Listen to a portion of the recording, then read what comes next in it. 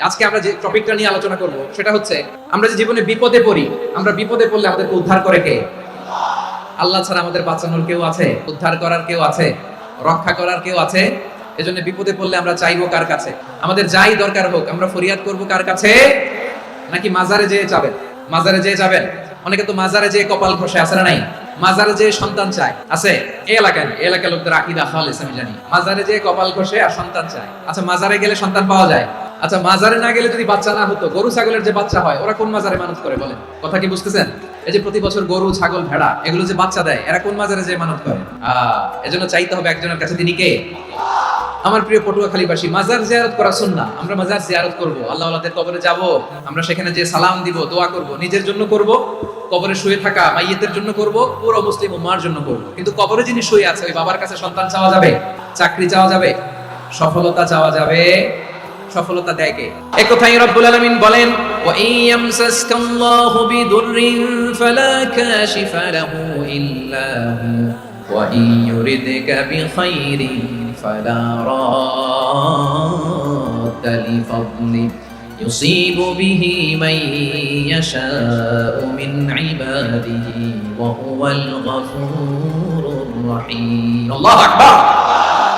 আল্লাহ বললেন, ওয়া ইয়ামসাসকাল্লাহু বিদুররিন ফালা কাশিফা লাহু ইল্লা হু। আল্লাহ যদি তোমাকে কোনো বিপদ স্পর্শ করায়, আল্লাহ যদি তোমারে কোনো বিপদে ফেলে দেয়, ওই বিপদ থেকে উদ্ধার করার তিনি ছাড়া আর কেউ নাই। জোরে বলেন ঠিক কি না? তিনি যদি কোনো বিপদে ফেলেন, তিনি ছাড়া বিপদ থেকে উদ্ধার করার কেউ নাই। আর তিনি যদি তোমার প্রতি কোনো অনুগ্রহ করতে চান, ওই অনুগ্রহ ঠেকিয়ে দেওয়ার ক্ষমতাও কারো নাই। আল্লাহ যদি আপনার সফলতা দিতে চায়, পৃথিবীর কোন শক্তি ওই সফলতাকে থামাতে পারে? এজন্য আল্লাহ বললেন, খবরদার, চিন্তার আকীদা খালিস করে নাও। ওয়া ইয়ামসাসকাল্লাহু বিদুররিন ফালা কাশিফা লাহু ইল্লা হু।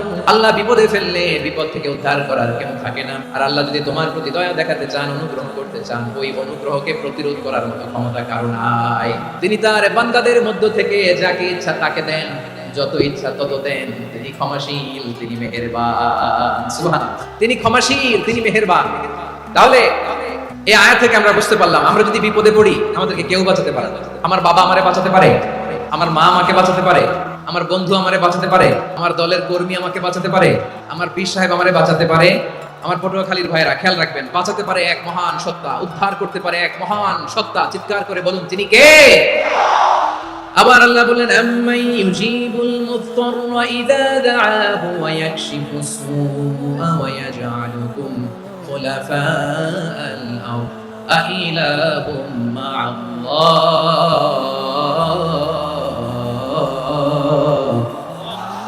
ক্বালিলাম মা তাযাক্কারুন।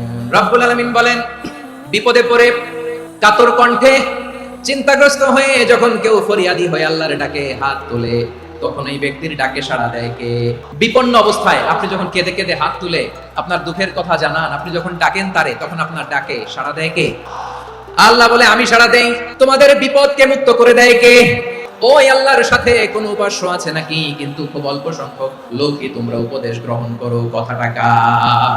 তাহলে বিপন্ন মানবতা যখন কাঁদে, মানুষ যখন বিপদে পড়ে নিরুপায় হয়ে ফরিয়াদ করে, তার ডাক শোনার কেউ নাই একজন ছাড়া। চিল্লায় বলেন তো তিনি কে? এজন্য আমরা ফরিয়াদের হাত কার দিকে তুলব? এবং খেয়াল রাখতে হবে, মাথার সাথে সেট করে নিতে হবে, আল্লাহ ছাড়া আমাকে উদ্ধার করার কেউ নাই। এই পৃথিবীতে কেউ আপন না। প্রিয় ভাই, বিপদে পড়লে বোঝা যায় কেউ আপন না। আপন শুধু একজন মহান সত্তা, তিনি কে? বিপদে আপদে কেউ আমাদের বাঁচাতে পারে না, তরাতে পারে না, মুক্তি দিতে পারে না, উদ্ধার করতে পারে না, একমাত্র আমার প্রভু ছাড়া, আল্লাহ ছাড়া। চিল্লায় বলেন ঠিক কিনা? মাথার সাথে এটা সেট করে নিতে হবে যে আমাদের পুরো জীবনটাই পরীক্ষা। The life is a test. পুরো জীবনটাই পরীক্ষা। এই জীবনে বিপদ আসবে, আপদ আসবে, পরীক্ষা আসবে, সবার জীবনে এটা থাকে। এক একজনের পরীক্ষা এক এক রকম। আমার পরীক্ষা এক রকম, মাসুদ ভাইয়ের পরীক্ষা এক রকম, চৌধুরী সাহেবের পরীক্ষা এক রকম, আপনার পরীক্ষা এক রকম, ওনার পরীক্ষা আবার আরেক রকম। পুরো পৃথিবীটাই পরীক্ষা ক্ষেত্র, সবাই পরীক্ষা দিচ্ছে, কিন্তু কারো পরীক্ষা প্রশ্নের সাথে কারোটার মিল নাই। সুবহানাল্লাহ পড়বেন না? পুরোটাই পরীক্ষা ক্ষেত্র, সবাই পরীক্ষার্থী, কিন্তু প্রশ্নপত্র একটার সাথে আরেকটা মিলে না। One doesn't match the other. একজনেরটার সাথে আরেকজনেরটা মিলে না। কাউকে আল্লাহ তাআলা ধনী বানিয়ে পরীক্ষা করেন, আবার কাউকে আল্লাহ তাআলা গরীব বানিয়ে পরীক্ষা করেন, কাউকে আল্লাহ অসুস্থ বানিয়ে পরীক্ষা করেন। কেউ দেখবেন যে দুরারোগ্য ব্যাধিতে আক্রান্ত, ডাক্তার বলেছে আর সময় নাই, দুরারোগ্য ব্যাধি ক্যান্সার, যার নেই কোনো অ্যান্সার, তার জন্য পরীক্ষা হচ্ছে এই রোগ। আরেক লোক দেখবেন তার আবার রোগ বালাই নাই, মাশাআল্লাহ, তাকে আল্লাহ তাআলা আর্থিক দৈন্যতা, দারিদ্রতা দিয়ে পরীক্ষা করছেন। এরকম আছে না নাই? টাকা পয়সা নাই, দিন আনে দিন খায়, যা আছে তাতে চলে না। এটা তার জন্য পরীক্ষা। আবার আরেক শ্রেণীর লোক দেখবেন, তাকে আল্লাহ অসুস্থতাও দেয় নাই, দারিদ্রতাও দেয় নাই, তার দাম্পত্য জীবনের সমস্যা, স্ত্রী কথা শোনে না অথবা ছেলে মেয়ে কথা শোনে না। তাহলে পরীক্ষা সবার জীবনে আছে, এক একজনের পরীক্ষাটা এক এক রকম। আল্লাহ তাআলা দেখতে চায় যে এই পরীক্ষার সময় আমরা কিরকম রেসপন্স করি, how to deal with the test, কিভাবে এই বিপদ আপদ পরীক্ষাগুলোকে আমরা হ্যান্ডেল করব, ডিল করব।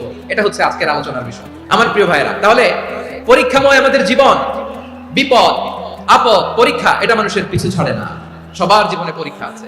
নবীদের জীবনেও পরীক্ষা ছিল। সাহাবারা জিজ্ঞেস করেছেন, ইয়া রাসূলুল্লাহ আইয়ুন নাসি আশাদ্দু বালাআন ফিদ দুনিয়া, এই দুনিয়ার বুকে কাদের পরীক্ষা সবচেয়ে বেশি? বিশ্বনবী বলেছেন আল আম্বিয়া, এই পৃথিবীতে সবচেয়ে বেশি পরীক্ষা আল্লাহ তাআলা নিয়ে থাকেন নবীদের। কাদের? নবীদের।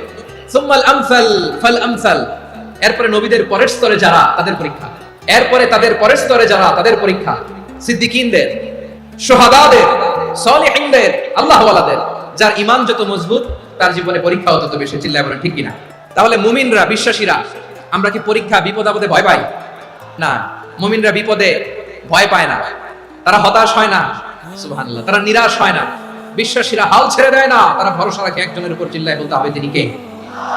কারণ মুমিন জানে the grief isn't permanent, the test isn't permanent, the struggle in our life isn't permanent. আমাদের জীবনে দুঃখ, কষ্ট, struggle এগুলো পার্মানেন্ট নয়। after every difficulties there is an ease, সব কষ্টের পরে একটা সুখ আছে না নাই? রব্বুল আলামিন বলেন ফা ইন্না মাআল উসরি ইউসরা, ইন্না মাআল উসরি ইউসরা, ভয় পেও না, চিন্তা করো না, কষ্টের সাথেই আমি রেখে দিয়েছি স্বস্তি। সুবহানাল্লাহ বলেন। মুমিন জীবনে বিপদ যত বেশি, কষ্ট যত বেশি, তার সামনে সফলতা তার চেয়েও বেশি। কারণ বিশ্বাসীরা জানে রাত্রি যত গভীর হয়, সুবহে সাদিকের সময় তত আগাতে থাকে। গর্ভবতী নারীর পেটের ব্যথা যত বাড়তে থাকে, ঘরে নতুন মেহমান আগমনের সময় ঘনাতে থাকে। মুমিনদের উপর বিপদ, অত্যাচার, আপদ, পরীক্ষা যত বাড়তে থাকে, কালেমার পতাকা উড্ডয়নের সময় কাছে আসতে থাকে। বিশ্বাসীদের এগুলো হিসাব মেলানো অনেক আগে, এগুলো অনেক আগে হিসাব মেলানো। দুঃখের আধার শেষে সুখের আলো মিটি মিটি হাসে। চিল্লায় বলেন ঠিক কিনা? দুঃখের আধার শেষে আলোর প্রভাত হাসে, হতাশার কালো মেঘে যায় গো ভেসে, হতাশার কালো মেঘে যায় গো ভেসে। দুঃখের আধার শেষে আলোর প্রভাত হাসে, হতাশার কালো মেঘে যায় গো ভেসে, হতাশার কালো মেঘে যায় গো ভেসে। কোরআনের পাতায় পাতায় দেখো ঈমানের পথ ঢাকা ব্যথার কাটায়, কোরআনের পাতায় পাতায় দেখো ঈমানের পথ ঢাকা ব্যথার কাটায়। ভেঙে পড়ো না কভু হতাশ হয়ে, ভেঙে পড়ো না কভু হতাশ হয়ে, জ্বলে পুড়ে খাঁটি সোনা হগো শেষে, জ্বলে পুড়ে খাঁটি সোনা হগো শেষে। দুঃখের আধার শেষে আলোর প্রভাত হাসে, হতাশার কালো মেঘে যাই গো ভেসে, হতাশার কালো মেঘে যাই গো ভেসে। পরীক্ষা যত বেশি, কষ্ট যত বেশি, সুখের সময় তত কাছাকাছি। চিল্লায় বলতে হবে ঠিক কিনা? এজন্য মুমিন জীবনে পরীক্ষা বেশি, মুমিনদের হতাশা নাই। মুমিনরা নিরাশ হয় না, হতাশ হয় কাফিররা। মুমিনরা কখনো হাল ছেড়ে দেয় না, মুমিনরা ভরসা রাখে একজনের উপর, তিনি কে। তাহলে আমার প্রিয় পটুয়াখালীবাসী, বিপদ থাকবে, পরীক্ষা থাকবে, এই বিপদ থেকে আমাদেরকে উদ্ধার করবেন একজন, তিনি কে? আমরা শুধু আল্লাহর উপরই ভরসা রাখবো, চাইবো একজন সত্তার কাছে। আওয়াজ করে বলুন তিনি কে? একজন সত্তার কাছে চাইবে। বিশ্বনবী ওনার চাচাতো ভাই আব্দুল্লাহ ইবনে আব্বাস রাদিয়াল্লাহু তাআলা আনহুকে বললেন, ইয়া আব্দুল্লাহ ইবনে আব্বাস, হে আব্দুল্লাহ ইবনে আব্বাস, ইদা সাআলতা ফাসআলিল্লাহ, যখন চাইবে আল্লাহর কাছে যাও। ও আব্দুল্লাহ, যখন চাইবা আল্লাহর কাছে যাও। ওয়া ইদা ইসতাআনতা ফাসতাইন বিল্লাহ, যখন সাহায্য চাইবা আল্লাহর কাছে ফরিয়াদ করো। জেনে রেখো ও আব্দুল্লাহ, ওয়া আলাম আন্নাল উম্মাতা লাউ ইজতামাআত আলা আন ইয়ানফাউকা বিশাইইন লাম ইয়ানফাউকা ইল্লা বিশাইইন ক্বাদ কাতাবাহু আল্লাহু লাক। ও আব্দুল্লাহ, জেনে রেখো, মনে রেখো, গোটা বিশ্বের সবাই মিলে যদি তোমার উপকার করতে চায় ততটুকুই তারা করতে পারবে যতটুকু আল্লাহ তোমার নসিবে সেটা লিখে রেখেছে। ঠিক কিনা বলেন? আর যদি গোটা বিশ্বের সবাই মিলে তোমার বিরুদ্ধে কনস্পাইরেসি করে, ষড়যন্ত্র করে, গোটা বিশ্বের সবাই মিলেও যদি তোমার ক্ষতি করতে চায় ততটুকুই শুধু পারবে যেটা আল্লাহ তোমার জন্য বরাদ্দ রেখেছে। যতটুকু আল্লাহ তাআলা তোমার জন্য বরাদ্দ রেখেছে অতটুকুই ক্ষতি করতে পারবে, আর এক চুল বেশিও করতে পারবে না, কমও করতে পারবে না। চিল্লায় বলেন ঠিক কিনা? এজন্য আমরা চাইবো কার কাছে? সব সময় আমরা আল্লাহর কাছে চাইবো, বিপদে আপদে, সুখে দুঃখে, সচ্ছল অবস্থায় অসচ্ছল অবস্থায়, পরাজয়ের সময়, বিজয়ের সময়, সব সময় আমরা ভরসা রাখবো কার উপর? সবাই বলুন। একদল লোক আছে যারা বিপদে পড়লে আল্লাহরে ডাকে। বিপদ আসলে আল্লাহরে ডাকে। বিপদ নাই, আল্লাহও নাই। বিপদে পড়লে নামাজ পড়ে, বিপদও নাই, নামাজও নাই। বিপদে পড়লে জিকির করে, বিপদ যখন চলে যায় ওদের জিকিরও বন্ধ হয়ে যায়। এরকম আছে না নাই?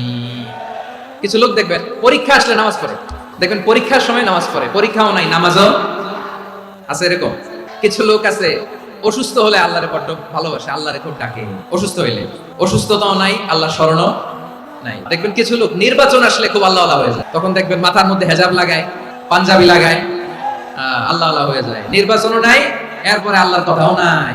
আছে না নাই? না, এরকম হওয়া যাবে না। সব সময় আমরা আল্লাহরে ডাকবো, বিপদে আপদে সব সময় ভরসা রাখবো আমরা একজনের উপর। আওয়াজ করে বলেন তিনি কে? এক কথায় আল্লাহ তাআলা আমাদের চোখে আঙ্গুল দিয়ে জানিয়ে দিলেন, ফাইদা রাকিবু ফিল ফুলকি দা'আবুল্লাহ মুখলিসিনা লাহুদ্দিন ফালাম্মা নাজ্জাহুম ইলাল বাররি ইযা হুম ইউশরিকুন। আল্লাহ বলে একদল লোক আছে তারা যখন নৌযানে চড়ে, জলযানে চড়ে, সাগরের মধ্যে যখন জাহাজে চড়ে, লঞ্চে চড়ে, তারা যখন তুফানের সম্মুখীন হয় তখন তারা আল্লাহরে বড্ড বেশি ডাকে, একান্ত ভাবে ডাকে, বিশুদ্ধ চিত্তে ডাকে। আবার তুফান থেকে তাদেরকে সেফ জোনে নিয়ে, নিরাপদ জোনে নিয়ে যখন বন্দরে আমি আল্লাহ তাদেরকে ফিরিয়ে দেই, ওই লোকগুলো আবার আমি আল্লাহর সাথে শিরিক করে। জাহাজে উঠছে, সাগরের মাঝখানে তুফান, ওই সময় দেখবেন আল্লাহ কারে কয়। এই কথা তো আপনাদেরকে বোঝানো সহজ, আপনারা তো নদীর দেশের মানুষ। আচ্ছা, লঞ্চে উঠে তুফানের সম্মুখীন হয়েছেন, জলোচ্ছ্বাস। সবাই, আমার বলার দরকার নাই, বলেন। মাঝ নদী, তুফান, জলোচ্ছ্বাস, জলের মধ্যে উচ্ছ্বাস, ঢেউ, টর্নেডো, সাইক্লোন, মেঘের ঘনঘটা, পরিবেশ ঘুটঘুটে অন্ধকার, লঞ্চ একবার এদিকে আরেকবার ওইদিকে, ভিতরে কি অবস্থা হয় বলেন তো? তখন মুসলিম আল্লাহরে ডাকে, হিন্দু আল্লাহরে ডাকে, ঠিক কিনা বলেন? আস্তিক আল্লাহরে ডাকে, নাস্তিক আল্লাহরে ডাকে, ঠিক কিনা? লঞ্চের ভেতর, স্টিমারের ভেতর কান্নারে রোল পড়ে যায়, চিৎকারের রোল পড়ে যায়, সবার মুখ দিয়ে শুধু একটা আওয়াজ, লা ইলাহা লা ইলাহা লা ইলাহা সুবহানাল্লাহ আলহামদুলিল্লাহ লা ইলাহা। আল্লাহ নামের জিকির করবে যারা, আল্লাহর কাছে প্রিয় তারা, আল্লাহর কাছে প্রিয় যারা, জান্নাতে প্রবেশ করবে তারা। জোরে লা ইলাহা লা ইলাহা ইল্লাল্লাহ লা ইলাহা ইল্লাল্লাহ মুহাম্মাদুর রাসূলুল্লাহ সাল্লাল্লাহু আলাইহি ওয়াসাল্লাম। আমার প্রিয় পটুয়াখালীবাসী, তাহলে লঞ্চের ভেতরে যখন আমরা তুফানের মধ্যে পড়ি তখন সবাই মিলে আমরা একটা নামের জিকির করি। নামটা কার? মুসলমানেরাও ডাকে, হিন্দুরাও ডাকে, আস্তিকও ডাকে, নাস্তিকও ডাকে, সবাই ডাকে একজনকে, তিনি কে? আবার দেখবেন ওই আল্লাহ তুফানের পরে, ঝড়ের পরে ওই লঞ্চটাকে যখন সদর ঘাটে ফিরিয়ে দেয়, আবার আমরা নাফরমানি শুরু করে দেই। সে কথাই আল্লাহ বললেন, ফাইদা রাকিবু ফিল ফুলকি দা'আবুল্লাহ মুখলিসিনা লাহুদ্দিন ফালাম্মা নাজ্জাহুম ইলাল বাররি ইযা হুম ইউশরিকুন। সাগরে যখন তুফানে পড়ে আমি আল্লাহর ডাকে, আবার আমি আল্লাহ যখন বাঁচিয়ে দেই, আবার আমি আল্লাহর সাথে শিরিক শুরু করে। আমরা কি এরকম হতে চাই নাকি? বিমানের মধ্যে মাঝে মাঝে দেখবেন যে এয়ার টার্বুলেন্স হয়, জানেন? এয়ার টার্বুলেন্স জানেন তো? মাঝে মাঝে বিমানটা বাউন্সিং করে, বাম্পি, ভেরি বাম্পি ওয়েদার। শুনেন নাই? 40,000 ফিট উপরে যখন থাকে তখন পাইলট মাঝে মাঝে বলে, dear passengers, ladies and gentleman, right now we are flying 40,000 feet above the ground and we are passing very air turbulence, very heavy air turbulence right now. Please fasten your seat belt. দেখবেন মাঝে মাঝে বলে যে, ভদ্র মহিলা, ভদ্র মহোদয়গণ, আমরা 40,000 ফিট উপর দিয়ে যাচ্ছি আর এয়ার টার্বুলেন্স ফেস করছি, মেহেরবানি করে আল্লাহর রাস্তে সিট বেল্ট বাঁধুন।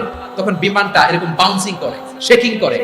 আপনারা মুখোমুখি হয়েছেন? ইদানিং এই এয়ার টার্বুলেন্স বেড়ে গিয়েছে। গত বছর আমার ইন্টারন্যাশনাল অনেকগুলো ফ্লাইট ছিল, তো আমি দেখলাম যে আগের ফ্লাইটগুলোর তুলনায় এখন এয়ার টার্বুলেন্স খুব বেশি।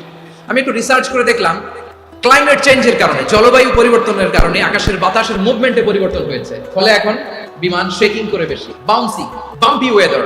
বলেন তো, 40,000 ফিট উপরে যখন আপনি, কয় হাজার ফিট? 40,000 ফিট উপরে যখন আপনি, তখন যখন বিমানটা এরকম বাউন্সিং করে, সবাই যখন ভমিটিং করে বিমান নষ্ট করে দেয়, বমি করে, তখন বাঁচানোর কে আছে আল্লাহ ছাড়া? কেউ আছে? ওই মুহূর্তেও সবাই মিলে একজনের ডাকে আওয়াজ করে বলেন, তিনি কে?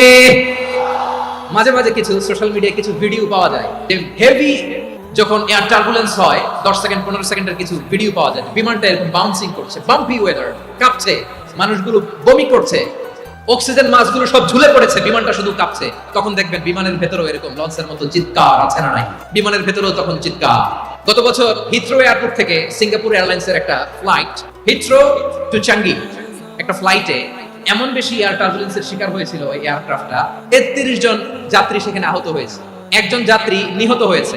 কেবিন ক্রুজ, এয়ার হোস্টেস যারা আছে, একজনের নাক ফেটে, চোখ ফেটে, কপাল ফেটে, ব্লিডিং হয়ে শয়লা। ভাইরা, 40,000 ফিট উপরে বিমানটা যখন কাঁপবে, তখন আমাদেরকে আল্লাহ ছাড়া আর কেউ বাঁচানোর আছে? এত আসতে বললে হবে? ওই কঠিন মুহূর্তে আমার বাবা আমারে বাঁচাতে পারে, আমার বন্ধু আমারে বাঁচাতে পারে, এই গ্রাউন্ডে জমিনের বুকে আমার প্রোটোকল, আমার ক্ষমতা, আমার দাম্ভিকতা কোনো কিছু আমারে বাঁচাতে পারে একজন ছাড়া। চিল্লায় বলতে হবে, তিনি কে? সে আল্লাহ বললেন, গোলাম আমি বিপদের সময় ঠিকই তোমাদের বাঁচিয়ে দেই। ওই বিমানের ভেতরে 40,000 ফিট উপরে যখন তোমরা এয়ার টার্বুলেন্সের শিকার হও, তখন নাস্তিকও আল্লাহরে ডাকে, হিন্দু আল্লাহরে ডাকে। জোরে বলেন ঠিক কিনা? আবার বিমানটা যখন শান্ত হয়ে যায়, একটু পরেই বিমানের স্ক্রিনের মধ্যে হিন্দি সিনেমা খোঁজে। বিমানের স্ক্রিনে কিন্তু বিশাল ওখানে আফলাম ফিল্মের একেবারে বোঝাই করা। বিমানটা শান্ত হলে আবার হিন্দি সিনেমা দেখা শুরু করে। একটু আগে ডাকছিল কারে? দেখবেন বাংলাদেশে আমাদের ক্রিকেটাররা যখন অন্য কোনো দেশের সাথে খেলে, অনেক সময় এমন হয় বল বাকি একটা, রান দরকার 6টা। বল বাকি কয়টা? রান দরকার। দেখবেন ক্যামেরাম্যান তখন গ্যালারিতে খালি দেখায় দর্শকদের যে কি অস্থিরতা। হিপ হপ স্টাইলের মেয়েটা, যে মেয়েটার ওড়না এতক্ষণ ছিল গলায়, এতক্ষণ কইছিল, ওই মেয়েটা দেখবেন ওড়নাটা টেনে মাথায় দিয়ে এরকম মোনাজাত ধরতেছে, আল্লাহ আল্লাহ, একটা সক্কা, আল্লাহ আল্লাহ, আমার লাল সবুজের পতাকারে তুমি অপমানিত কইরো না আল্লাহ, ইন্ডিয়ার সাথে আমাদের খেলা, আল্লাহ আল্লাহ, একটা সক্কা, একটা। পুরো খেলা জুড়ে এই মেয়ের ওড়না ছিল গলায়, কিন্তু যখন 1 বলে 6 রান দরকার, ওড়না চলে আসছে কোথায়? মাথায়। আবার মুনাজাত আছে না নেই? ঠিকই বাংলাদেশের দামাল ছেলে এমন এক শট মারলো, বল চলে গেল স্টেডিয়ামের বাইরে, ছক্কা, জিতে গেলাম আমরা। পুরো স্টেডিয়াম জুড়ে চিৎকার, হই হুল্লোড়, মौज মাস্তি। যেই মেয়েটা মাথার মধ্যে ওড়না দিয়ে এতক্ষণ সুবহানাল্লাহ সুবহানাল্লাহ বলে আল্লাহর কাছে দোয়া করেছে, ওই মেয়ে এখন আবার ওড়না ফেলে দিয়ে নাচা শুরু করে দিয়েছে। তাহলে আল্লাহর ভয়, আল্লাহর প্রতি আস্থা, বিশ্বাস, ভালোবাসা, এটা কি ক্ষণিকের জন্য? মানে আমার যখন লাগবে তখন আল্লাহর ইউজ করব নাকি? হ্যাঁ, বিপদে আপদে, সুখের সময় দুঃখের সময়, সচ্ছল অসচ্ছল অবস্থায় বিশ্বাসীরা ভরসা রাখে একজনের উপর। চিৎকার করে বলে, পটুয়াখালী তিনি কে? সে আল্লাহ বললেন, গোলাম মনে করো না জাহাজ থেকে সদরঘাটে ভিড়িয়ে দিলাম, তুমি নিরাপদ হয়ে গেছো। মনে করো না 40,000 ফিট থেকে সেফ ল্যান্ডিং এর পরে এয়ারপোর্টে নেমে গেলেই তুমি নিরাপদ হয়ে গেছো। ও মিয়া, বিপদ কি শুধু সাগরে আর আকাশে? ঘরের ভেতরও বিপদ আসতে পারে কি পারে না? এজন্য সূরা মুলক আল্লাহ বললেন, আমিনতুম মান ফিস সামাই আন ইয়াখসিফা বিকুমুল আরদা ফাইদা হিয়া তামুর। আল্লাহ বললেন, তোমরা কি ভেবেছো তোমরা নিরাপদ? আমি চাইলে ল্যান্ডস্লাইডস, ভূমি ধস দিয়ে 1 লক্ষ 1 মিনিটে নিয়ে যেতে পারি। এক সুনামি দিয়ে থাপ্পড় মেরে 3 লক্ষ সাগরের ভেতরে ঢুকায় দিতে পারি, 1 সেকেন্ডও লাগে না। আমিনতুম মান ফিস সামাই আন ইউরসিলা আলাইকুম হাসিবা ফাসাতা'লামুনা কাইফা নাযীর। আল্লাহ চাইলে আকাশ থেকে পাথর বৃষ্টি নাজিল করতে পারেন কি পারেন না? এই মুহূর্তে এখানে ভূমিকম্প দিতে পারেন কি পারেন না? আচ্ছা, ভূমিকম্প যখন হয় আমাদের কারো হুঁশ থাকে? আপনি মনে করছেন আমরা সাধারণ মানুষ, আমরা দৌড় দেই, আর প্রেসিডেন্ট প্রধানমন্ত্রী ওনারা বুঝি খাটে শুয়ে থাকে? ভূমিকম্প, আর্থকোয়েক যদি হয়, বাঁচার জন্য আমরা কি করি? হয় খাটের তলায়, ডাইনিং টেবিলের নিচে, উপরে শক্ত কিছু আছে এটার নিচে, অথবা ঘর তুইয়া দাও দৌড়। তো প্রধানমন্ত্রী উনি কি করে? প্রেসিডেন্ট উনি কি করে? হ্যাঁ, উনি খাটের মধ্যে যে শুয়ে থাকে নাকি? উনিও দৌড়, সাধারণ মানুষও দৌড়, প্রধানমন্ত্রীও দৌড়, বাড়িওয়ালাও দৌড়, ভাড়াটিয়াও দৌড়, সবাই দৌড়। নাকি ভাড়াটিয়ারা বাড়ি থুইয়া দৌড়, বাড়িওয়ালারা আর বেরোয় না? এরকম না। তাহলে যে কোনো মুহূর্তে ভূমিকম্প দিয়ে নাস্তানাবুদ করতে পারে কে? আমার প্রিয় ভাইয়েরা, আমরা নিরাপদ নই, আমরা তার দয়ায় বেঁচে আছি। কার দয়ায়? এজন্য আল্লাহ বললেন, গোলাম যে কোনো মুহূর্তে বিপদ দিয়ে তোমাদেরকে নাস্তানাবুদ করতে পারি। বিশ্বাসী বলে যদি নিজেকে দাবি করো, সব সময় ডাকতে হবে একজন সত্তাকে। বলেন তিনি কে? আপদ থেকে, পরীক্ষা থেকে, ক্যালামিটি থেকে আমাদেরকে কেউ বাঁচাতে পারে না একজন সত্তা ছাড়া। আবারও বলেন তো তিনি কে? এবার আমরা দেখি বিষ্ণু ইসলামের জীবনে বিপদ আপদ ছিল কিনা। উনি বিপদ আসলে কিভাবে ডিল করতেন, বিপদ আসলে কোন দোয়া পড়তে হয়, কিভাবে ফরিয়াদের হাত উত্তোলন করতে হয়, কিভাবে রবের দরবারে নতজানু হয়ে ফরিয়াদ করতে হয়, এটা জানার দরকার আছে না নাই? আসুন আমরা বিষ্ণুনবীর জীবনী থেকে দেখি বিপদ আসলে উনি কি করতেন। বিপদ আসলেই প্রথমে বিষ্ণুনবী সাল্লাল্লাহু আলাইহি ওয়াসাল্লাম একটা দোয়া পড়তেন। তিনি পড়তেন, ইন্না লিল্লাহি ওয়া ইন্না ইলাইহি রাজিউন। নিশ্চয় আমরা আল্লাহর জন্য, নিশ্চয় আমরা কার দিকে ফিরবো? ভাই, আবার কার দিকে ফিরবো? আওয়াজ করে বলুন তো, আমরা এসেছি কার কাছ থেকে, আবারও ফিরে যাব কার কাছে? এজন্য বিষ্ণুনবী পড়তেন, ইন্না লিল্লাহি ওয়া ইন্না ইলাইহি রাজিউন। নিশ্চয়ই আল্লাহর জন্য ওই আল্লাহর দিকেই আমরা ফিরে যাব। তারপরে বিশ্বনবী পড়তেন আল্লাহুম্মা আজুরনি ফি মুসিবাতি ওয়াখলুফ লি খায়রাম মিনহা।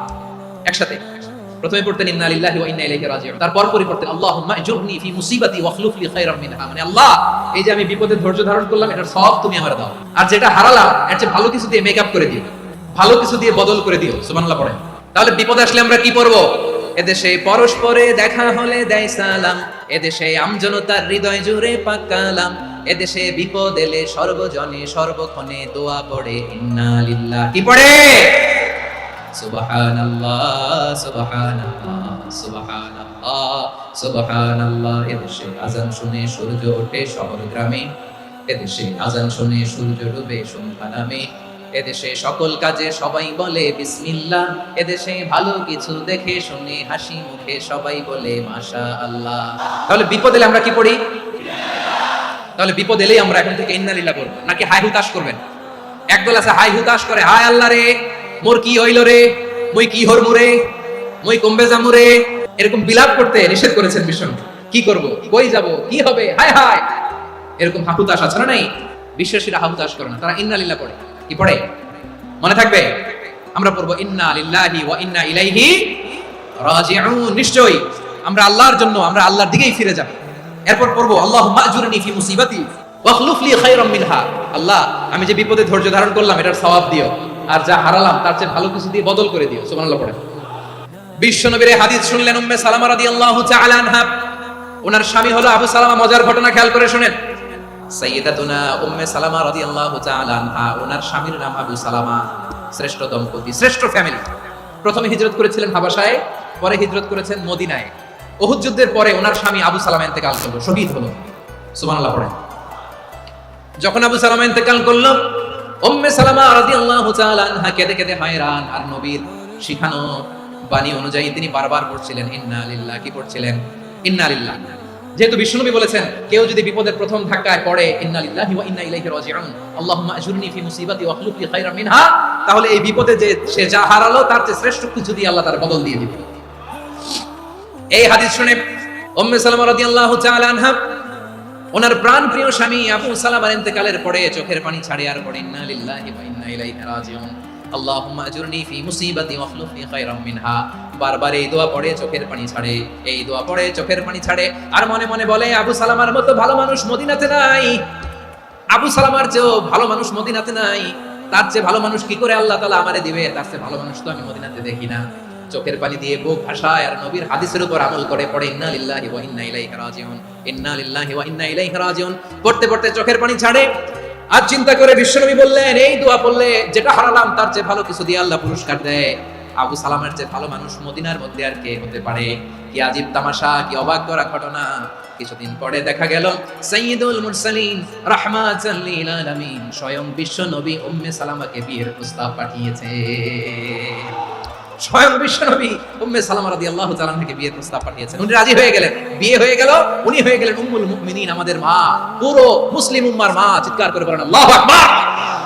তাহলে আমার প্রাণপ্রিয় ভাইরা, বিপদে পড়লে আমরা পড়বো ইন্না লিল্লাহি ওয়া ইন্না ইলাইহি রাজিউন, আল্লাহুম্মা আজুরনি ফি মুসিবাতি ওয়াখলুফ লি খায়রাম মিনহা। যারা যারা বিপদ আসলে এই দোয়াটা পড়বেন এখন থেকে, আওয়াজ করে ইনশাআল্লাহ বলেন। যা হারাইছেন তার চেয়ে শ্রেষ্ঠ জিনিস দিয়ে বদলা দিবে কে? তাহলে বিপদে পড়লেই প্রথমে আমরা এটা পড়বো। শুনে শুনে মুখস্থ করবেন। আমার মায়েরা, আমার বোনেরা, আপনাদের জন্য 3টি মাঠের অ্যারেঞ্জমেন্ট করা হয়েছে, আমি জানি। আপনারা এই দোয়াগুলো পড়বেন, আপনার স্বামীকে শেখাবেন, সন্তানকে শেখাবেন, আপনার পুরো পরিবারটাকে জান্নাতের টুকরো বানিয়ে দিবে কে? তাহলে বিপদ আসলে প্রথমে কি করতে হবে এটা জেনে গেলাম। এরপরে বিপদ আসলে নিজেকে কি করে আল্লাহর কাছে সঁপে দিতে হয় এটাও জানার দরকার আছে না? বিপদে প্রথমে ইন্না লিল্লাহ করলাম, ধৈর্য ধারণ করলাম, বিপদ থেকে উদ্ধারের সর্বোচ্চ চেষ্টা করলাম। আমার কাজ যখন শেষ তখন আমি আমার এই বিষয়টা আল্লাহর কাছে সঁপে দিই। কার কাছে? বিপদে পড়লে কেমন করে নিজেকে আল্লাহর কাছে সঁপে দিতে হয় আসুন সাইয়েদনা ইব্রাহিম আলাইহিস সালামের জীবনী থেকে জানি। আল্লাহর খলিল ইব্রাহিম আলাইহিস সালাম আমাদের মতো সমাজ ব্যবস্থা পায় নাই। আমরা জন্মের পরে আমাদের কানের ভেতরে আযান দিয়েছে কে? একামত দিয়েছে কে? আমাদের বাপ-দাদারা আমাদের কানে আযান দিয়েছে কি দেয় নাই? আমাদের জন্মের পরেই তো আযান, একামত, বাড়ির পাশে মসজিদ, প্রতিদিন আযান, জুমার খুতবা, প্রতি মাসে মাসে তাফসীরুল কোরআন মাহফিল, মসজিদ, মিনারা, অভাব নাই। ঠিক কিনা বলে? আপনি যেই সুন্দর ইসলামিক এনভায়রনমেন্ট পেয়েছেন, আমাদের ইব্রাহিম খলিল উনিও কি এরকম পেয়েছিলেন? হ্যাঁ, উনি জন্মের পর পরে ওনার কানে আযান দিয়েছে কেউ? আমার প্রিয় ভাইরা, আগা গোড়া একটা শিরকি পরিবেশ উনি জন্মগ্রহণ করেছেন। উনি ছাড়া ওই তল্লাটে একজনও আল্লাহর উপর বিশ্বাসী নাই। কল্পনা করতে পারেন? গোটা তল্লাটে গোটা দেশে বিশ্বাসী মুমিন আল্লাহর উপর বিশ্বাস স্থাপনকারী কয়জন?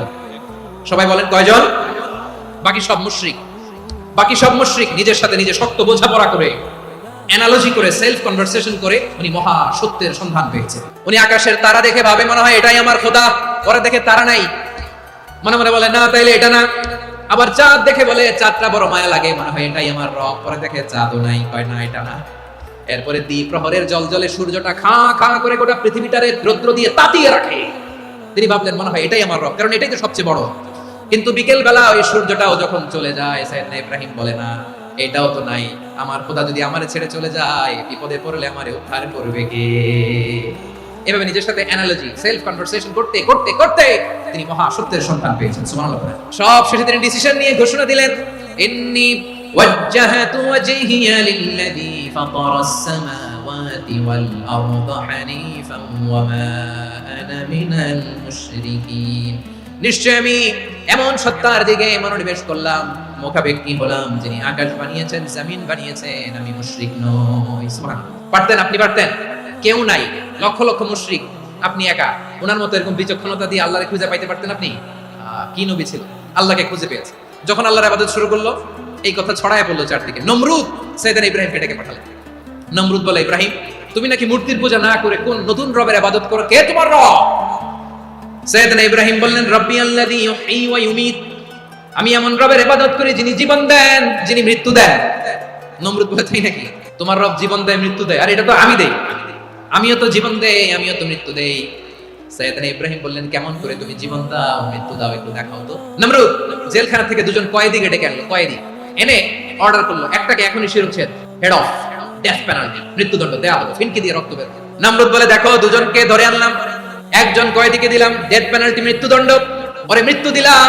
আরেকজন যে দাঁড়িয়ে আছে, চাইলে ওরেও আমি মৃত্যুদণ্ড দিতে পারি, কিন্তু না, ওরে আমি দিব না, ওরে আমি বাঁচাইয়া দিলাম, ছেড়ে দিলাম, মানে জীবন দিলাম। দেখো ইব্রাহিম, তোমার চোখের সামনে একজনের মৃত্যু দিলাম, আরেকজনের জীবন দিলাম। আপাত দৃষ্টিতে তাই তো, একজনের তো জীবন দিল, আরেকজনের মৃত্যু দিল। সাইয়েদনা ইব্রাহিম এবার বিপাকে পড়ে গেলেন। কিন্তু এক একজন নবীকে আল্লাহ এমন উইজডম বিচক্ষণতা দিয়ে এই জমিনে পাঠিয়েছেন, মুহূর্তের মধ্যে আল্লাহর খলিল ইব্রাহিম বললেন, فإن الله يأتي بالشمس من المشرق فأتي بها من المغرب فبهت الذي كفر। আল্লাহর খলিল ইব্রাহিম বললেন, নমরুদ বুঝলাম তুমি জীবন দাও, মৃত্যু দাও, দেখলাম, কিন্তু আমার রব, আমার আল্লাহ প্রতিদিন সকালবেলা উষা লগ্নে ওই পূর্ব দিগন্ত থেকে সূর্যটাকে উদিত করেন, সাঁঝের বেলা, বিকেল বেলা, গধূলি লগ্নে, সন্ধ্যা বেলা ওই দ্বিপ্রহরের জল জলে সূর্যটাকে পশ্চিম দিগন্তে ডুবিয়ে দেন। মানে সকালবেলা পূর্ব দিক থেকে উদিত করা সূর্যটাকে পশ্চিম দিকে বিকেলে তিনি ডুবিয়ে দেন। তুমি যদি পারো ওই সূর্যটাকে পশ্চিম দিক থেকে উদিত করে পূর্ব দিকে ডুবিয়ে দাও। সুবহানাল্লাহ পড়বেন না? দেখেন, ইনস্ট্যান্ট ইন্টেলেক্ট, মুহূর্তে বিচক্ষণতা, উইজডম কাকে বলে? নমরুদ পারবে? নমরুদের বাপ পারবে, ওর দাদা, ওর 14 গোষ্ঠী, গোটা বিশ্বের সব ক্ষমতাধর রাষ্ট্রনায়করা একসাথে হলে পারবে? ফাবুহিতাল্লাযী কাফার পারে নাই, ব্যর্থ হয়েছে। এবার তেলে বেগুনে জ্বলে উঠেছে, রেগে মেগে আগুন বলে, ফালকুহু ফিল জাহিম, ওর সাথে তর্ক নাই, না পেরে এবার এটা আগুনে ফেলা। বিশাল বিশাল গাছ কেটে লাকড়ি এনে আগুনের কুণ্ডলি বানানো হলো, দাও দাও দাও দাও করে আগুন জ্বলে। আল্লাহর খলিল ইব্রাহিমকে আগুনে নিক্ষেপ করা হবে। আল্লাহর খলিল সাইয়েদনা ইব্রাহিমের হাতের মধ্যে রশি দিয়ে টাইট করে বাঁধা হলো, পায়ের মধ্যেও টাইট করে রশি দিয়ে বাঁধা হলো। আল্লাহর খলিল ইব্রাহিমকে আগুনের কুণ্ডলির মধ্যে ফেলা হবে। ওমিয়া, আপনি যে বিপদের কারণে ভয় পান, হতাশ হন, এটা কোনো বিপদ? ওনার বিপদের সামনে এটা কোনো বিপদই না, এটা কোনো বিপদই না। হাত পা বেঁধে টাইট করে নিক্ষেপ করা হবে, সিম্পলি ফেলা যাবে না, কারণ দাও দাও করে দা ব্লেজিং ফায়ার, এমন আগুনের কুণ্ডলি কাছে যাওয়া যায় না, আগুনের উত্তাপে নিক্ষেপ করা হবে। হাতে রশি বেঁধে, পায়ে রশি বেঁধে আল্লাহর খলিল ইব্রাহিম আলাইহিস সালামকে আগুনের মধ্যে নিক্ষেপ করা হবে। এটার বলে অগ্নি পরীক্ষা। উনি অগ্নি পরীক্ষার সম্মুখীন হয়েছে, এজন্য কঠিন পরীক্ষাকে আমরা অগ্নি পরীক্ষার সাথে তুলনা করি, ঠিক না? তাই জিবরাইল এসে বললেন, ও আল্লাহর খলিল, তো আপনার হাতও বেঁধে ফেললো, পাও বেঁধে ফেললো, নড়াচড়ার সুযোগ নাই, বলেন আমি জিবরিল ফেরেশতা আপনার জন্য কি করতে পারি? আল্লাহর খলিল ইব্রাহিম বলেন, ও জিবরাইল, তোমার কাছে আমার কোনো চাওয়া পাওয়া নাই। সুবহানাল্লাহ বলেন। তোমার কাছে বলার কিছু নাই, তোমার সাহায্যের আমার দরকার নাই। সাইয়েদনা ইব্রাহিম আলাইহিস সালামকে হাতে পায়ে রশি বেঁধে হাত পা বাঁধা অবস্থায় জ্বলন্ত অগ্নিকুণ্ডে যখন নমরুদের দলবল নিক্ষেপ করবে, আল্লাহর খলিল কিভাবে নিজেকে আল্লাহর কাছে সঁপে দিয়েছেন পটুয়াখালীর ভাইরা খেয়াল করে শুনুন। হাত পা বেঁধে আল্লাহর খলিলকে যখন নিক্ষেপ করা হবে, তিনি মুখ ফুটে বলে ফেললেন, হাসবুনাল্লাহু ওয়া নি'মাল ওয়াকিল। হাসবুনাল্লাহু ওয়া নি'মাল ওয়াকিল, আমার জন্য আল্লাহই যথেষ্ট, আমার জন্য আল্লাহই যথেষ্ট। তিনি আমার সবচেয়ে বড় গার্ডিয়ান, তিনি আমার সবচেয়ে বড় অভিভাবক। জিব্রাইলের সাহায্যে রফারকে ফিরিয়ে দিলেন। দুনিয়ার বুকে কারো কাছে কিছু বলেন নাই, মুখ ফুটে বলেছেন হাসবুনাল্লাহ। ও আমার পটুয়াখালীর প্রাণের ভাইয়েরা খেয়াল রাখবেন, কোন বান্দা তার হাতে থাকা সব চেষ্টাটুকুন করার পরে মুখ ফসকে মুখ দিয়ে যখন বলে ফেলে হাসবুনাল্লাহ, বান্দা যখন হাসবুনাল্লাহ বলে ফেলে, ওই ব্যাপারটা ডিল করার দায়িত্ব স্বয়ং আল্লাহ আরশের উপর থেকে নিয়ে নেয়। আপনি যখন বলে ফেলবেন হাসবুনাল্লাহ, এটা ডিলিং করবে কে তখন? বান্দা তার সাধ্যের সবটুকু চেষ্টার পরে নতজানু হয়ে যখন বলবে হাসবুনাল্লাহ, আল্লাহ তুমি আমার জন্য যথেষ্ট, নি'মাল ওয়াকিল তুমি আমার শ্রেষ্ঠ অভিভাবক, তখন তার কি দরকার না দরকার এটা ডিল করে স্বয়ং আল্লাহ। নিক্ষেপ করা হলো সাইয়েদনা ইব্রাহিমকে অগ্নিকুণ্ডলিতে। হাজার হাজার মানুষ এই দৃশ্য দেখার জন্য জড়ো হয়েছে এরকম বিশাল ময়দানে।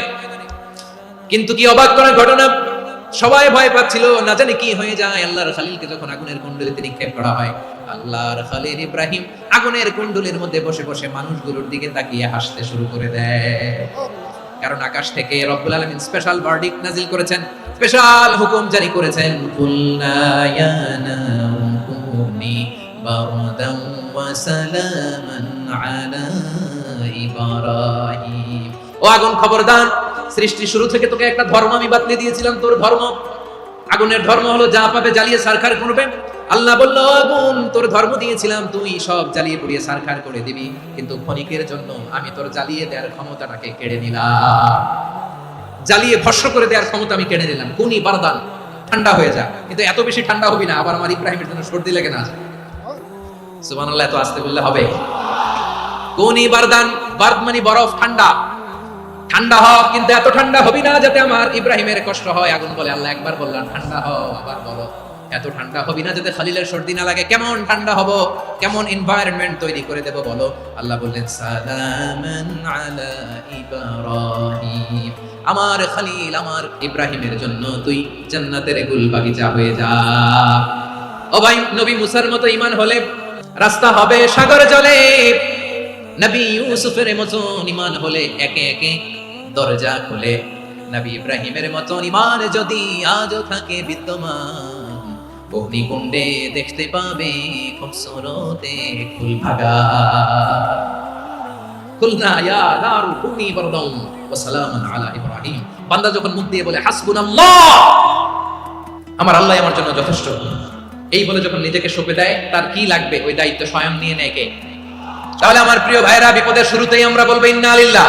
শুরুতে কি বলবো? এরপরে যেই বাক্যটা পড়ে নিজের পরিস্থিতিকে আল্লাহর দরবারে সঁপে দিব, সেটা হচ্ছে হাসবুনাল্লাহ। সেটা কি? বিষ্ণু বলেন, লা ইয়াজালু লিসানুকা রাতাবান মিন যিকরিল্লাহ, সব সময় আল্লাহর স্মরণ দিয়ে জিকির দিয়ে জিহ্বাটারে সিক্ত রাখো। আর শয়তানু জাসিমুন আলা কলবি ইবনে আদম, শয়তান বনি আদমের কলবে খামচি মেরে বসে থাকে। ফাইদা যাকারাল্লাহ খালাসা, মানুষ যখন আল্লাহর স্মরণ করে জিকির করে শয়তান দৌড়ে পালায়। ওয়া ইদা গাফালা ওয়াসওয়াসা, যখনই বনি আদম গাফেল হয় তখনই শয়তান তার হৃদয়ে ওয়াসওয়াসা দেয়। এজন্য বিপদে পড়লে ইন্না লিল্লাহ, নিজের সবটুকুন করার পরে, নিজের রোল প্লে করার পরে নিজেকে আমরা কি বলে সঁপে দিব? সবাই বলেন, মনে থাকবে? বিপদে পড়লে প্রথমে ইন্না লিল্লাহ, এরপরে নিজেকে যখন সঁপে দিব তখন হাসবুনাল্লাহ। এরপরে কঠিন বিপদে যখন বিশ্বনবী পড়তেন তখন কি করতেন?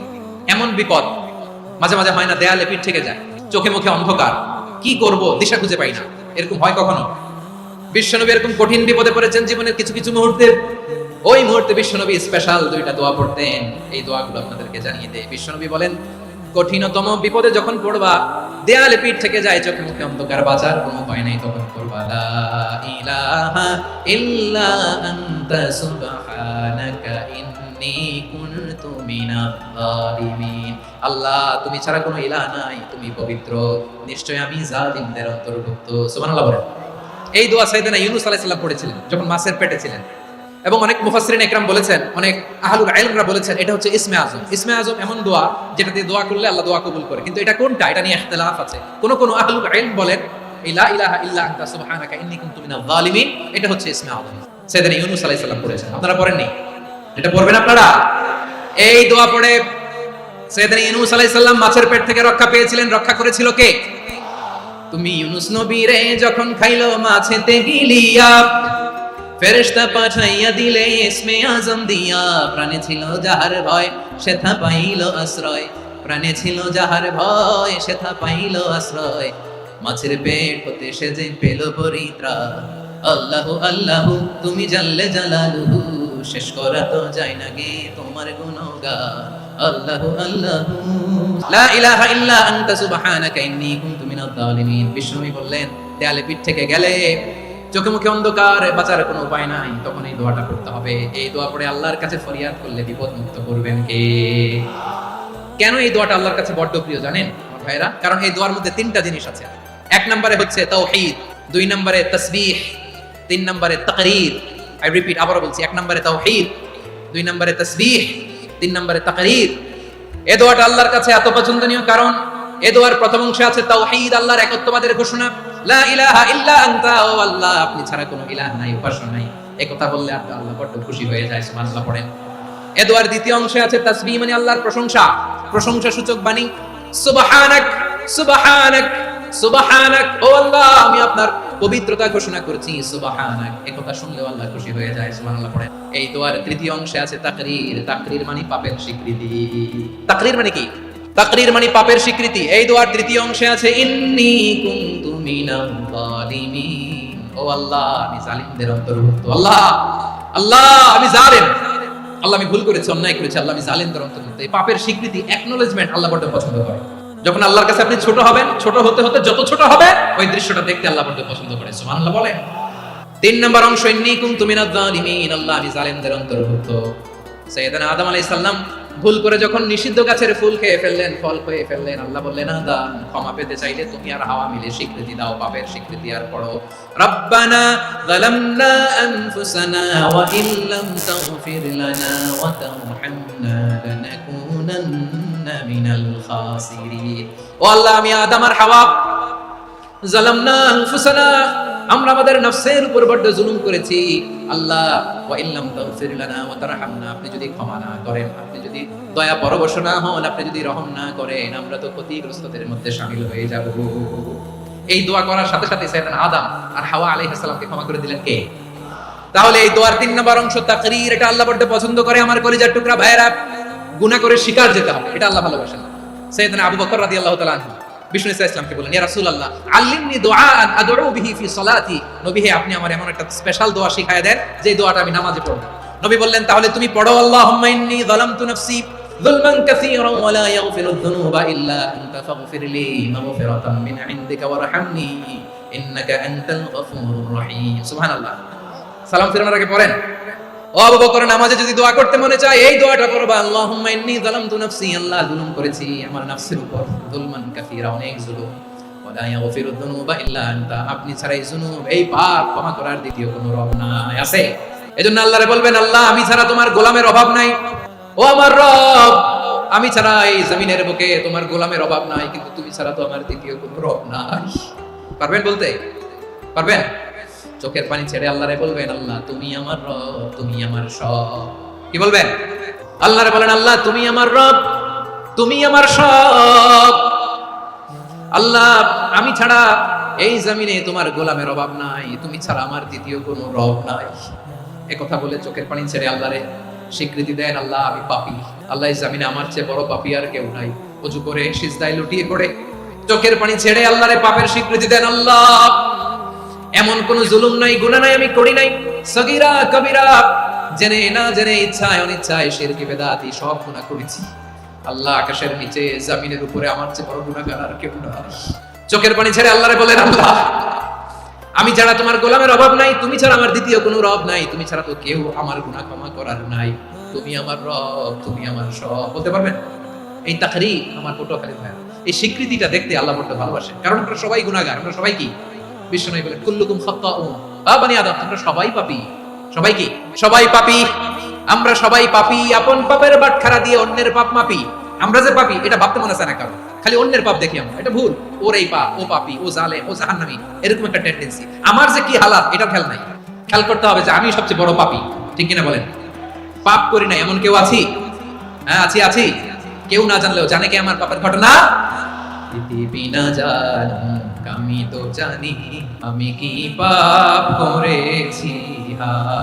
ও আমার কলিজার টুকরা ভাইয়েরা, মাথাটাকে নিচু করে জীবনের সব গুনার ফিরিস্তিগুলো একটা একটা করে স্বীকার করে আল্লাহরে বলেন, আল্লাহ আমি পাপী, আল্লাহ আমার চেয়ে বড় পাপী এই দুনিয়াতে কেউ নাই, আকাশের নিচে জমিনের উপরে আমার চেয়ে বড় পাপী কেউ নাই।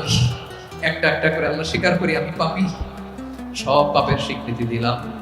পৃথিবী না জানুক আমি তো জানি আমি কি পাপ করেছি। হায় আমার পাপের করলে বিচার, বাঁচার আমার নাই উপায়। আমায় তুমি মাফ করো, আমায় মাফ করো। আল্লাহ তাআলা যদি দয়া করে আমাদেরকে মাফ না করে, আমাদের বাঁচার কোনো উপায় নাই। আপনি কি ভেবেছেন আপনার নামাজ দিয়ে আপনি জান্নাতে যাবেন? আপনি তাহাজ্জুদ গুজার সেজদা দিতে দিতে কপালে দাগ ফেলেছেন, এটা আপনারা জান্নাতে নেবে না। আপনি এলাকার সবচেয়ে বড় হাতেম তাই দানশীল, দানের ভরসায় বসে আছেন, কুশ্চিন কালো ভাব। আমাদের নামাজ, আমাদের রোজা, আমাদের ইবাদত, এগুলোকে মিজানের পাল্লায় উঠালে কোনো ওজনই হবে না। তবে আমাদের একটা কৌশল জানা আছে, আমরা আল্লাহর রহমতের ভিখারি। আমরা সেদিন আগেই গুনার স্বীকৃতি দিয়ে দেব। আমরা বলবো, আল্লাহ তুমি প্রশ্ন করার আগে তোমার একটা কথা বলি, আমারে কিছু জিজ্ঞেস করো না, আমি সব করেছি। এমন কোন পাপ নাই যে পাপ আমারে দিয়ে হয় নাই। তোমার রহমত দিয়ে তুমি জান্নাতে পাঠাবা, তোমার দয়ায় জান্নাতে যেতে চাই, আমল দিয়ে না। পারবেন বলতে? কিয়ামতের দিন আমরা বলবো, আল্লাহ আমার আমল দিয়ে জান্নাত চাই না, আমি তোমার দয়া দিয়ে জান্নাত চাই। তোমার দয়া ছাড়া আমার কোনো উপায় নাই। কারণ আল্লাহ যদি বিচার করে, বাঁচার কারো উপায় নাই। আল্লাহ যদি বলে ফেলেন তুই এটা করলি কেন, ওখানে গেলি কেন, কোরআনে 1000 বার নিষেধ করলাম তারপরেও এই পাপে জড়ালি কেন, এরকম প্রশ্ন ছুড়ে দিলে আমার উত্তর আছে? বাঁচার কোনো উপায় আছে?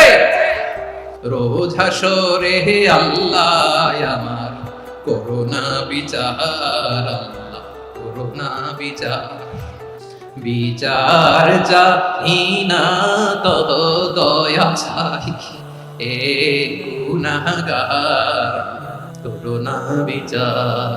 আপনার আমল দিয়ে জান্নাতে যাবেন? কি দিয়ে যাবেন? আল্লাহর দয়া দিয়ে। আল্লাহর রহম আর দয়া ছাড়া কেউ জান্নাতের চেহারাও দেখতে পাবে না। আমার প্রিয় ভাইরা, এই দোয়া আল্লাহর কাছে পছন্দনীয় হওয়ার কারণ তিনটা। দোয়ার প্রথম অংশে আছে তাওহীদ, আল্লাহর একত্ববাদের ঘোষণা। এই দোয়ার দ্বিতীয় অংশ আছে তাসবিহ, আল্লাহর প্রশংসা সূচক বাণী। এই দোয়ার 3 নম্বর অংশ পাপের স্বীকৃতি। তাহলে আমরা সবাই গুনাহগার। আমরা আল্লাহর কাছে পাপের স্বীকৃতি দিয়ে বলবো, ও আল্লাহ ইন্নী কুনতু মিনাজ জালিমিন, আমরা জুলুম করেছি, পাপ করেছি, অন্যায় করেছি, আল্লাহ বুঝতে পারি নাই, শয়তানের ওয়াসওয়াসায় পড়ে, বন্ধুর পাল্লায় পড়ে, নফসের খায়েশ মেটাতে যে আল্লাহ করে ফেলেছি। তুমি গুনাহ না মাফ না করলে আমাদের গুনাহ মাফ করার দ্বিতীয় কেউ নাই। ঠিক কিনা বলেন? এভাবে অনুতপ্ত হয়ে যদি আল্লাহর কাছে দোয়া করেন, দেয়ালে পিঠ থেকে গেছে, কোনো রাস্তা নাই বের হওয়ার, ওই মুহূর্তেও আপনাকে বিপদ থেকে উদ্ধার করবে কে?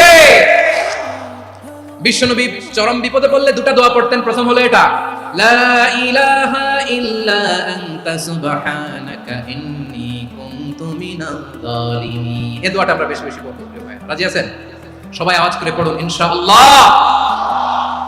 আমার প্রিয় ভাইয়েরা, বিপদে পড়লে বিশ্বনবী আরো একটা দোয়া পড়তেন, লা ইলাহা ইল্লাল্লাহুল আযীমুল হালিম, লা ইলাহা ইল্লাল্লাহু রাব্বুল আরশিল আযীম, লা ইলাহা ইল্লাল্লাহু রাব্বুস সামাওয়াতি ওয়াল আরদি ওয়া রাব্বুল আরশিল কারীম। আল্লাহ ছাড়া কোনো উপাস্য নাই, তিনি সুমহান, মহা সহিষ্ণু। আল্লাহ ছাড়া কোনো উপাস্য নাই, তিনি সুমহান, আরশের অধিপতি। আল্লাহ ছাড়া কোনো উপাস্য নাই, তিনি আকাশের মালিক, জমিনের মালিক, তিনি সুবিশাল, আরশের অধিপতি। সুবহানাল্লাহ পড়েন এই দোয়াটা। কেউ যদি পড়ে যদি এর ওসিলা করে দোয়া করে, তাকে বিপদ থেকে মুক্তি দেয় কে? মনে থাকবে আপনাদের? তাহলে বিপদের প্রথম ধাক্কায় কি যেন পড়তে হয়? ইন্না লিল্লাহ। তারপরে কি বলে আল্লাহর কাছে নিজেকে সঁপে দিতে হয়? দেয়ালে পিঠ থেকে গেলে লা ইলাহা ইল্লা আনতা সুবহানাকা ইন্নী কুনতু মিনাজ জালিমিন। 2 নম্বর হচ্ছে লা ইলাহা ইল্লাল্লাহুল আযীমুল হালিম, লা ইলাহা ইল্লাল্লাহু রাব্বুল আরশিল আযীম, লা ইলাহা ইল্লাল্লাহু রাব্বুস সামাওয়াতি ওয়াল আরদি ওয়া রাব্বুল আরশিল কারীম। মনে থাকবে? অনেক সময় এমন হয়, হঠাৎ বিপদের সম্মুখীন হই আমরা, রেডি হয়ে বের হইছি অফিসে, হঠাৎ অ্যাক্সিডেন্টে পড়ে যাই, হঠাৎ পেটের ব্যথায় অজ্ঞান, এরকম হয় না? বিষ্ণু ইসলাম বলেন, আকস্মিক দুর্ঘটনার বিপদ থেকে যদি কেউ বাঁচতে চায়, সকাল সন্ধ্যা যেন প্রত্যেকে এই দোয়াটা পড়ে। সকালে যদি 3 বার পড়ে, সন্ধ্যা পর্যন্ত হঠাৎ বিপদ থেকে রক্ষা পাবে। To be protected from sudden calamity, sudden disaster. হঠাৎ বিপদ, হঠাৎ ভয়ঙ্কর কোন আকস্মিক বিপদ থেকে আল্লাহ বাঁচায় দেবে। সকালে পড়লে সন্ধ্যা পর্যন্ত প্রোটেক্টেড, সন্ধ্যাবেলায় যদি 3 বার পড়ে সকাল পর্যন্ত প্রোটেক্টেড। সুবহানাল্লাহ পড়ে। দোয়াটা কি? দোয়াটা হচ্ছে বিসমিল্লাহিল্লাযী লা ইয়াদুররু মা ইসমিহি শাইউন ফিল আরদি ওয়ালা ফিস সামাই ওয়া হুয়াস সামিউল আলীম। ছোট না? অনেক ছোট, মুখস্থ করবেন। বিসমিল্লাহিল্লাযী লা ইয়াদুররু মা ইসমিহি শাইউন ফিল আরদি ওয়ালা ফিস সামা। ওই আল্লাহর নাম নিচ্ছি যে আল্লাহর নামের বরকতে আকাশ জমিনের কোনো কিছু কারো কোনো ক্ষতি সাধন করতে পারে না। তিনি সর্বশ্রোতা সর্বজ্ঞ। সুবহানাল্লাহ পড়েন, পড়বেন এই দোয়াটা, বিসমিল্লাহিল্লাযী লা ইয়াদুররু মা ইসমিহি শাইউন ফিল আরদি ওয়ালা ফিস সামাই ওয়া হুয়াস সামিউল আলিম।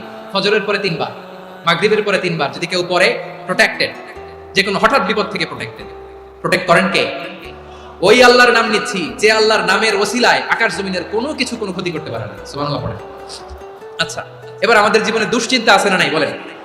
Tension, hyper tension, anxiety, depression, সবার জীবনে টেনশন আছে না নাই? এই দুশ্চিন্তা, পেরেশানি, মারাত্মক পেরেশানি থেকে মুক্তি পাওয়ার জন্য বিষ্ণু ইসলাম দুটো দোয়া পড়তেন। কয়টা? অনেকগুলো পড়তেন। স্পেশাল দুটো দোয়া আজকে আপনাদের শিখাই দেবো, শুনবেন। পেরেশানিতে পড়লে, টেনশনে পড়লে এই দোয়াটা, প্রিয় ভাইরা, বিষ্ণু ইসলাম যখন খুব বিপদে পড়তেন, দুশ্চিন্তা ওনাকে ঘিরে ধরতো, উনি পড়তেন ইয়া হাইয়ু ইয়া কাইয়ুম বিরহমাতিকা আস্তাগীথ। ইয়া হাইয়ু ইয়া কাইয়ুম, এ শাশ্বত অবিনশ্বর, এ চিরঞ্জীব, বিরহমাতিকা আস্তাগীথ, তোমার রহমতের উসিলায় তোমার কাছে ফরিয়াদ করি। এটা করতেন। আবার আরেক বর্ণনা এসেছে ইয়া হাইয়ু ইয়া কাইয়ুম বিরহমাতিকা আস্তাগীথ আসলিহ লি শানি কুল্লাহু ওয়া লা তাকিলনি ইলা নাফসি তারফাতা আইন। আসলিহ লি শানি কুল্লাহ, আল্লাহ আমার সবকিছু আপনি সেটেল করে দেন। আমাদের সব ঝামেলা সেটেল করে দিতে পারে কে? তাহলে পড়বেন ইয়া হাইয়ু, এ চিরঞ্জীব। হাইয়ু মানে চিরঞ্জীব, যিনি চিরকাল বেঁচে থাকবেন, মরবেন না। আল্লাহ মরবেন? তার কোনো লয় আছে? ক্ষয় আছে?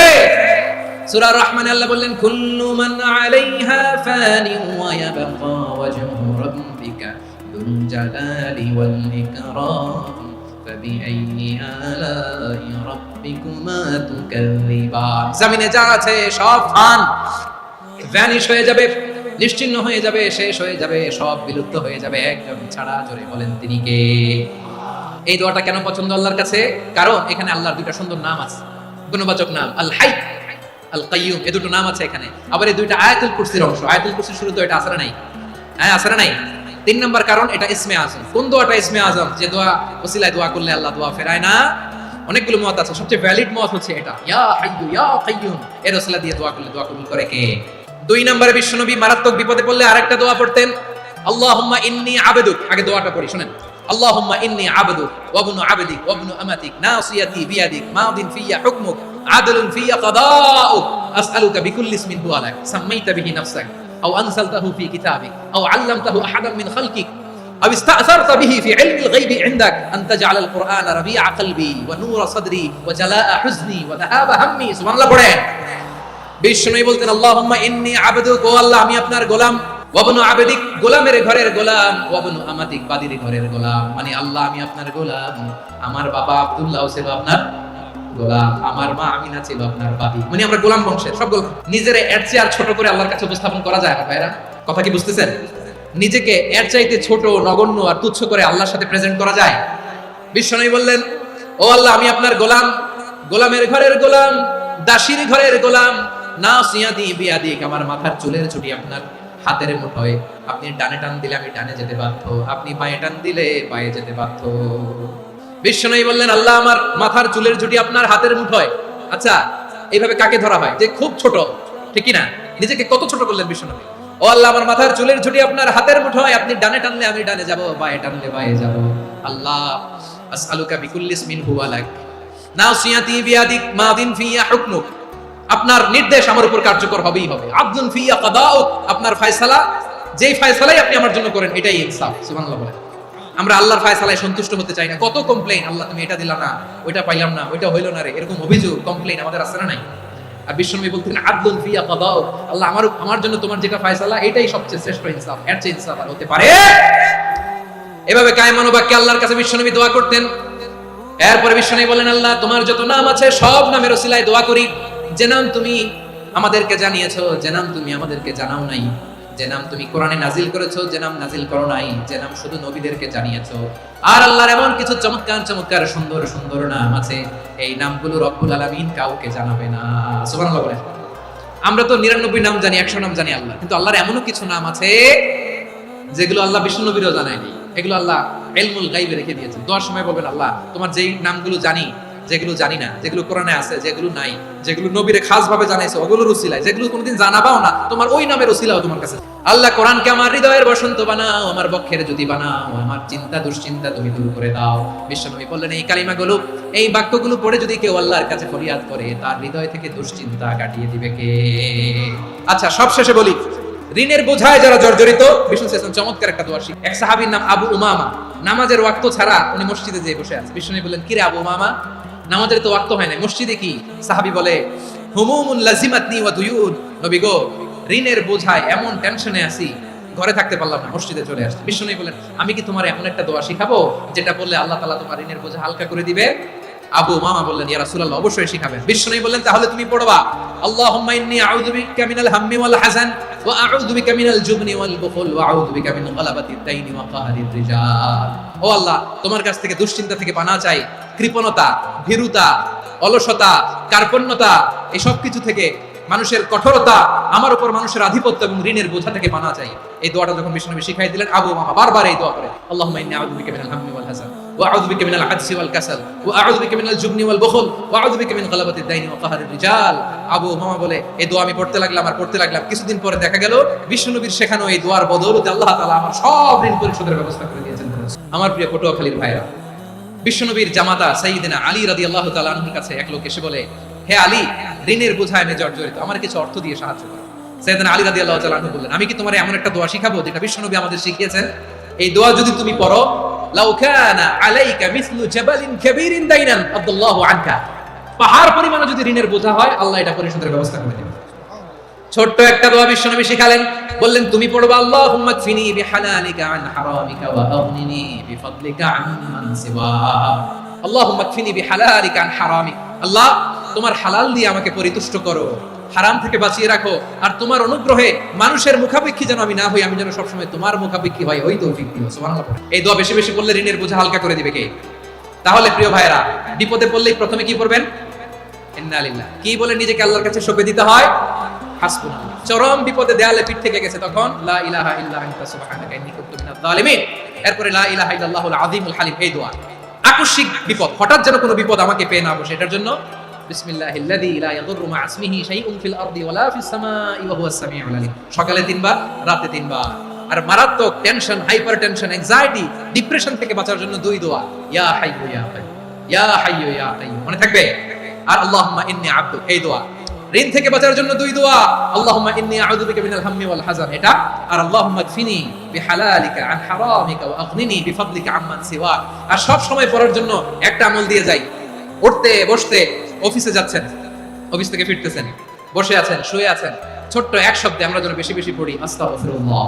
আল্লাহ রাসূল সাল্লাল্লাহু আলাইহি ওয়াসাল্লাম বলেন মান লাজিমাল ইস্তিগফার, যে সব সময় এরকম ইস্তিগফারের সাথে লেগে থাকে, জাআলাল্লাহু লাহু মিন কুল্লি যিকিন মাখরাজা, আল্লাহ তাআলা তাকে কোনো বিপদে আটকান না, সে জীবনে আটকাবে না, যে কোনো বিপদে আল্লাহ তার রাস্তা বের করে দিবেন। Way out, you will get a way out, solution. ওয়া মিন কুল্লি হাম্মিন ফারাজা, দুশ্চিন্তা মুক্ত হবে। ওয়া ইয়ারযুকহু মিন হাইসু লা ইয়াহতাসিব, এমন জায়গা থেকে আল্লাহ রিজিকের বন্দোবস্ত করবে যেটা সে কল্পনাও করে না। আওয়াজ করে পড়েন সুবহানাল্লাহ। আমার প্রিয় ভাইরা, এটা গেল নিজের বিপদ, নিজে যদি বিপদে পড়েন। অন্যের বিপদ যদি দেখেন, এটার জন্য একটা দোয়া আছে। অনেক সময় আমরা দেখি হাসপাতালে ক্যান্সারের 3rd স্টেজে চলে গেছে, লোকটা হ্যাংলা হয়ে চিকন হয়ে হায়রে কি কষ্ট পায়, দেখি না? বিষ্ণু বলে একটা দোয়া যদি কেউ অন্যের কোনো বিপদ দেখে পড়ে, ওই বিপদ তার জীবনে কখনো আসবে না। অনেক সময় হয় যে আমরা মহাসড়ক দিয়ে যখন চড়ি, দুর্ঘটনায় আইরে দুর্ঘটনায় মানুষের মাথা একদিকে, দেহ আরেকদিকে, ব্লিডিং, এরকম হয় না? আল্লাহ তুমি হেফাজত করো। বিশ্বনবী বলেন এই দুর্ঘটনা দেখে কেউ যদি এই দোয়াটা পড়ে, তার জীবনে সে কোনোদিন এরকম অ্যাক্সিডেন্টের সম্মুখীন হবে না।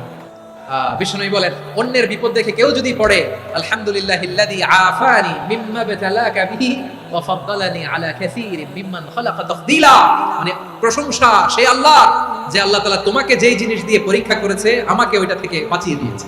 তোমাকে আল্লাহ যেই বিপদে ফেলেছে, আমাকে ওই বিপদ থেকে তিনি মুক্ত রেখেছে, আর তার অনেক সৃষ্টির উপর আমাকে তিনি প্রাধান্য দিয়েছে। সুবহানাল্লাহ পড়েন। যে কোনো বিপদ, কারো ক্যান্সার দেখে যদি এই দোয়াটা আপনি বিশ্বাসের সাথে পড়েন, জীবনে কোনোদিন ক্যান্সার রোগে আক্রান্ত হবে না। দুর্ঘটনা দেখে যদি পড়েন, ওই দুর্ঘটনা আপনাকে স্পর্শ করবে না। যে কোনো কারো বিপদ দেখে যদি কোনো বিশ্বাসী বান্দা এই দোয়া পড়ে, বিশ্বনবী বলেন লাম ইউসিবহু যালিকাল বালা, ওই বিপদ তাকে আর ধরবে না। উফিয়া মিনহু মিন যালিকাল বালা কাইনাম মা কান, সে যতদিন হায়াত পাবে কোনোদিন ওই বিপদ তাকে স্পর্শ করবে না। আমার প্রিয় ভাইরা, তাহলে পুরো আলোচনার সেন্ট্রাল থিম হচ্ছে আমাদের জীবনে বিপদ আসবে, কষ্ট আসবে, দুঃখ আসবে, কিন্তু বিপদে আপদে আমরা হাল ছেড়ে দিব না, হতাশ হব না। মুমিন হতাশ হয় না, নিরাশ হয় না, হাল ছেড়ে দেয় না। মুমিন ভরসা রাখে একজনের উপর। আওয়াজ করে বলুন, যিনি কে? বিপদে পড়লে আমাদেরকে উদ্ধার করে কে? আবার আমাদেরকে যদি কোনো নেয়ামত আল্লাহ দিতে চান, ওইটা কেড়ে নেওয়ার ক্ষমতা কারো আছে? তাহলে আমরা কানেক্টিভিটি বাড়াবো কার সাথে? আমাদের প্রার্থনার ফরিয়াদের হাত তুলবো কার কাছে? রাজি আছেন? পটুয়াখালীর ভাইরা, মনে থাকবে কথাগুলো। আল্লাহ তাআলা আমাদের সবাইকে কথাগুলো বোঝার ও আমল করার তৌফিক দান করুন।